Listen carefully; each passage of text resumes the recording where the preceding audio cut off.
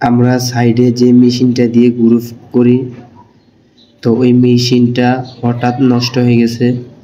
তো মেশিনটা খোয়াই নিতেছি, খোয়াই দেখতেছি এটা কি সমস্যা। তো নাটগুলো আপনার খোয়াই নিতেছি।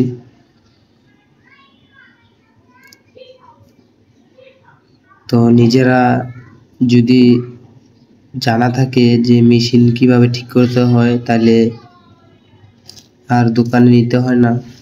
তো দোকানে নিলে মিনিমাম 2 থেকে 300 টাকা লাগে। তো এই 300 টাকা আর লাগলো না। তো এই কারণেই নিজেরাই মেশিন নষ্ট হয়ে গেলে তো নিজেরাই ঠিক করে নিই।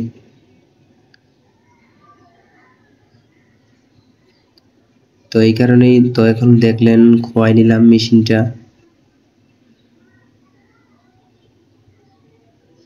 তো মেশিনটার সমস্যাটা কি আপনাদেরকে দেখা এবং কি বলার চেষ্টা করব।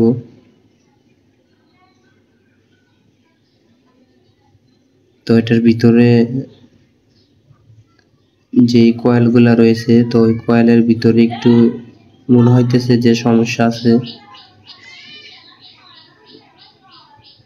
নাটগুলা খোয়াই নিতেছি, দেখতেছি কোন জায়গায় সমস্যা।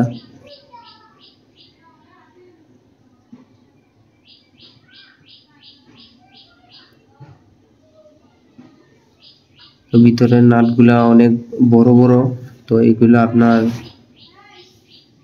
লুজ দিয়ে খোয়াই নিতেছি।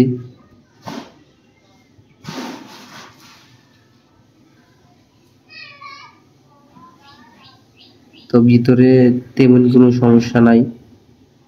তো দেখলাম বাড়িতে কিছু ভিতরে ভাঙছে কিনা, তো না ঠিক আছে, দেখলাম ভাঙে নাই। তো নাটগুলা যে বড় বড় নাটগুলো রয়েছে, তো এগুলো আমি হাত দিয়ে খোয়াই নিতেছি।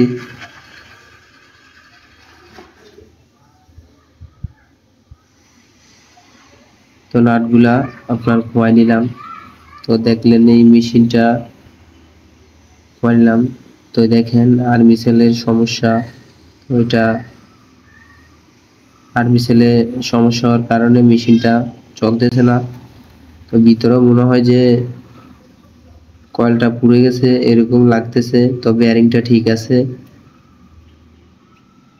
তো এই যে আর্মিসেলের যে সাইডের যে তামার কয়েলগুলো রয়েছে, তো এগুলা নষ্ট হয়ে গেছে। তো এই কারণে আপনার মেশিনটা চলতেছে না।